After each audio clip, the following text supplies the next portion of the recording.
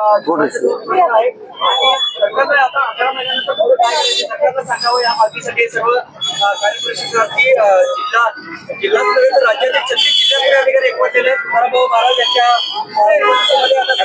जोरदार आंदोलन सुरू होत आहे। सांगलीला बस स्टँडवर आहे सर्व एकत्र आले तर इथून रॅलीद्वारे असेल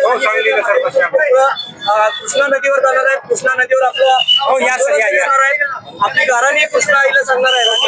आपल्या मामांना सांगून आपल्या नोकरीबाबत काहीतरी खुलासा व्हावा अशी मागणी करणार आहे। तुकाराम बाबा आपल्या सोबत आहेत। नेमकं कसं नियोजन आहे? शांत आणि संयमी पद्धतीने माननीय मुख्यमंत्री देवेंद्रजी फडणवीस साहेब, उपमुख्यमंत्री एकनाथजी शिंदे साहेब, उपमुख्यमंत्री अजित पवार साहेब, माननीय परिषद गोगाल साहेब यांच्या माध्यमातून आम्ही माननीय मुख्यमंत्री साहेबांना विनंती करतो की 11 महिन्यांचा कार्यकाळ संपत आलेला आहे।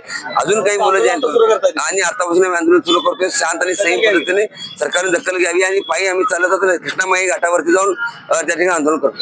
तुमचं काय मत आहे?